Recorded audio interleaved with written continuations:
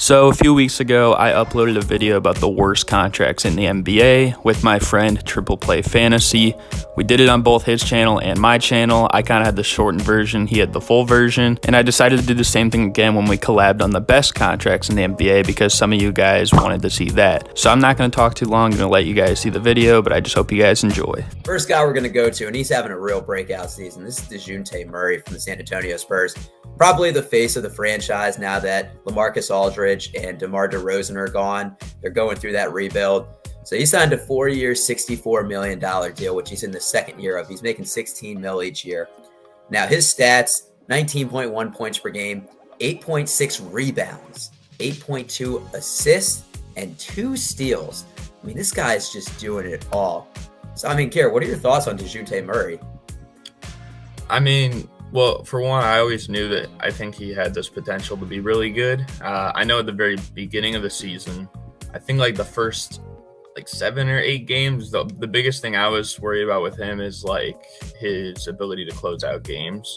But ever since then, he's kind of like shut me up because I think he's been like one of the most clutch players in the league since that moment. So this seems like a guy that you could build around long term.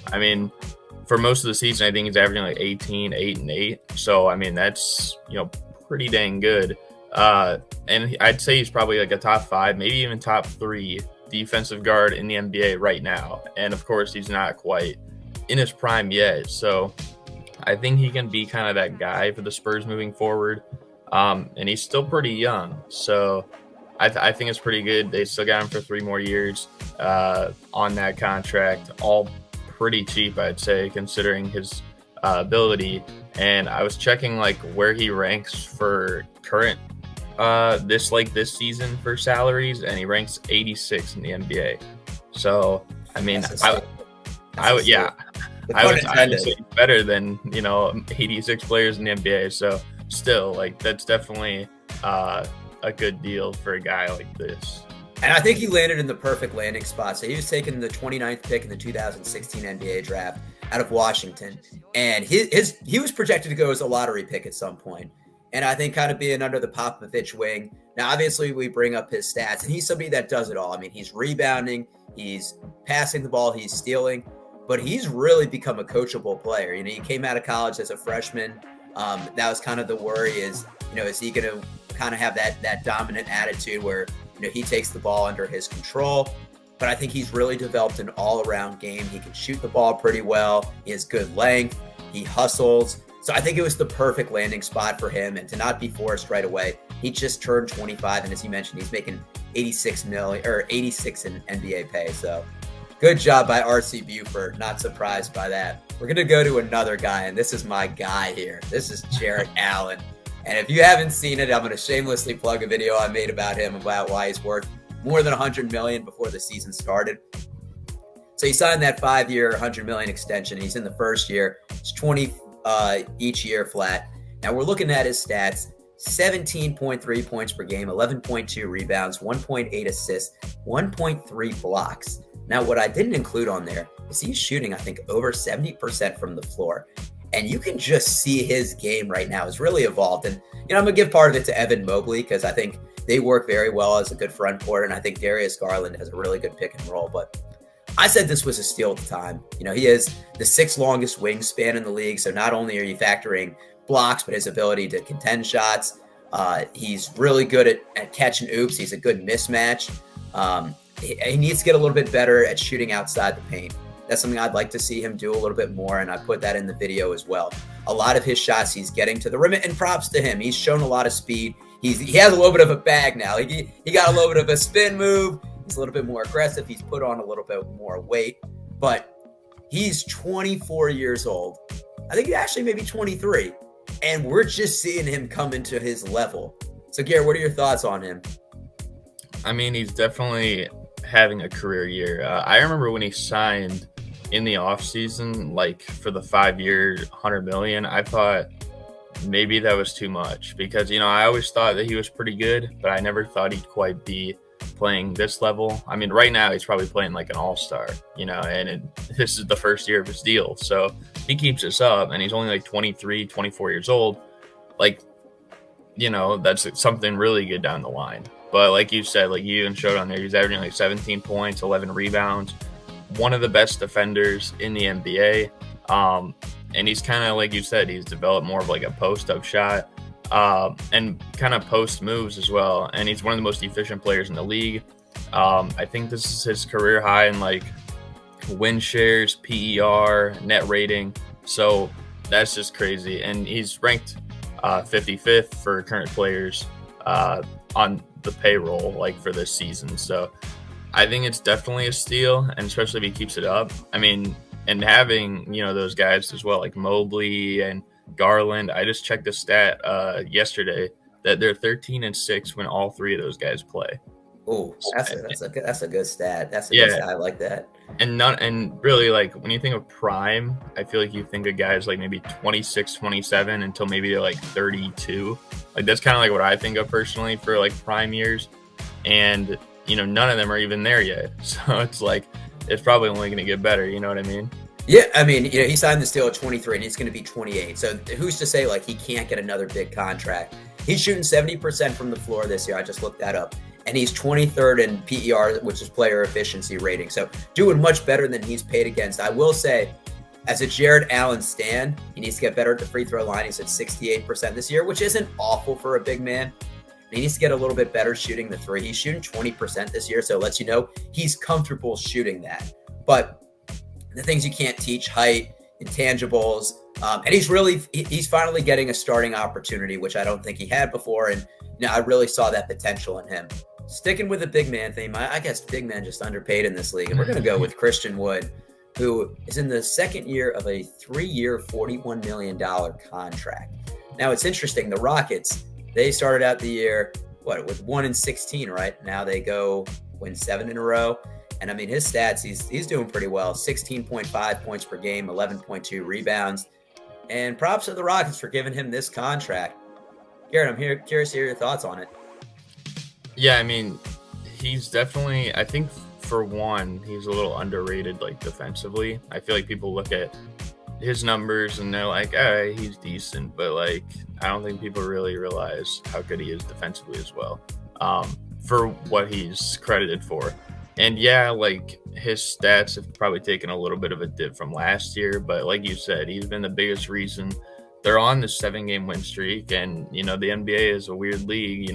You never know what's going to happen. Maybe this turns into something, to advance them and like jolt them up for this season. Or maybe it's something to come like as early as next season or the year after, because I'm sure like 2 years ago, like when we were just talking about the Cavs, a lot of people probably didn't think they were going to be good anytime soon, because like LeBron had just recently left like a year prior. So it's like, now with the Rockets, probably people are thinking, oh, they're almost never going to be good.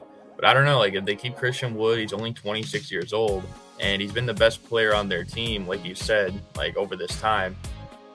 I think that they could be, one of those teams down the line. You've still got other guys like Kevin Porter Jr., Jalen Green. We really haven't seen, much of him mixed with Christian Wood in terms of like working to a T. But I don't know. I think that if you get all these other guys involved, and maybe like Christian Wood, he could be like that primary option or secondary option down the line.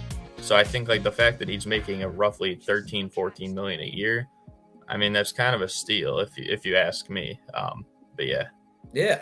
And I mean, I don't put all the numbers on these graphics. He's shooting over 35% from three. And it's interesting, people just think that he's kind of been in the league recently. He started in 2015, 76ers, then the Hornets, and the Bucks, and the Pelicans, and then the Pistons. He was on the process team.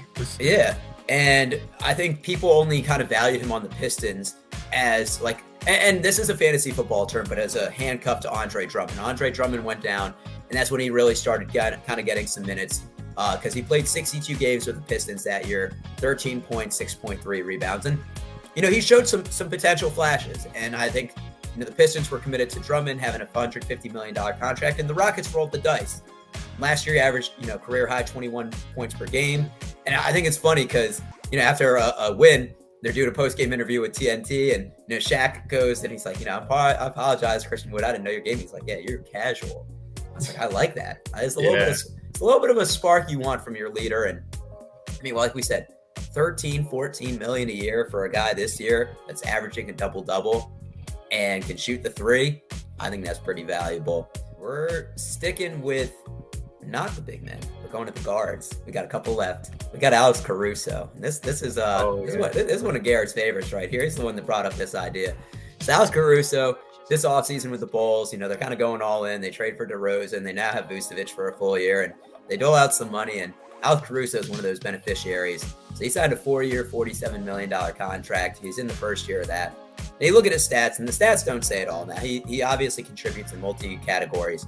8.5 points per game, 3.7 rebounds, which is very good for a guard, especially coming off the bench. 4.1 assists, and he leads the league with 2.2 steals per game. Gritty guy. Garrett, this is your guy right here. So I'm going to just let you take the floor. I'm going to take a step back, put my feet up, and you tell me why he's worth that contract and more. Well, I think for one is that, people, when he was with the Lakers, I feel like they only recognized him as maybe a meme and someone that was just a popular name because the All-Star voting. But really, he's, better than that. For one, I'd argue that he's one of arguably maybe the best guard defender in the NBA. He puts a lot of pressure on, some of the best ball handlers in the league. I would even say, I trust Lonzo defensively as well, but I would probably even take Caruso over him personally for defense. And then also the fact that it's not just that, but he also brings the energy that we need. I mean, he's only missed one game this year. It was against the Indiana Pacers, who are looking toward a rebuild. They're one of the most dysfunctional teams in the league right now. And we lost by 30 to them. So, that probably says just about as much as you need to know about his impact around the rest of the team. But other than that, he's a plus 120, I think, on the season in terms of plus minus. He's one of the best facilitators on the team. And I was checking a few days ago, he's in the 95th percentile as a cutter. I think it's important that that's a great stat. A guy like Caruso, he's moving off the ball really well, that it makes the defense move more. So and I think that also helps our offense get going, especially since sometimes, and I trust guys like DeMar DeRozan and Zach LaVine, and maybe this could be a fault on Billy Donovan, but maybe he relies too much on those guys to create stuff down the stretch.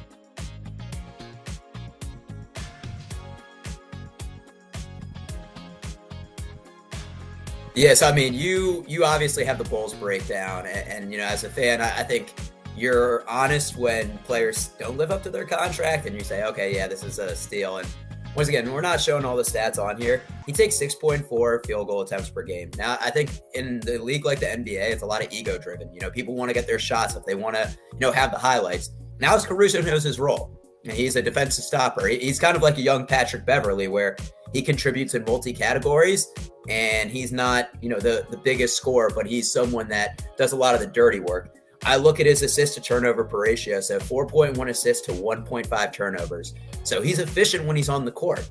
He's averaging 28.6 minutes per game, and the highest he's played in this is prior to this season is 21. So he has a lot of energy in those legs, like you said. And if you watch the game, he's relentless. I forgot what game I was watching.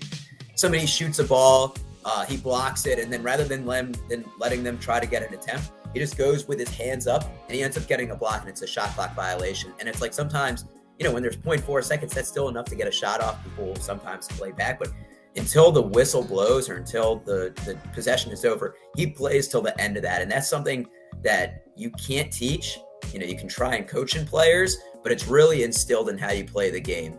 And I think what we're seeing, the Lakers right now, they're 13-13. They miss someone like that because they're the oldest team in the NBA, and he did a lot of the things that were under the radar, but he wasn't just that high-profile guy. You can't go wrong with any of these. And, we look at the NBA, and, you have bad contracts, you have good contracts, and I think that's really what separates the GMs apart is taking gambles, paying guys their, before they go market value, and you can look back and say that's a good deal. Leave us a comment. Who do you think has the best contract? Is it one of these guys? Did we miss it somewhere else? Once again, go check out the Triple Play Fantasies channel. But that's going to do it for us. Thank you guys for watching, and we're out.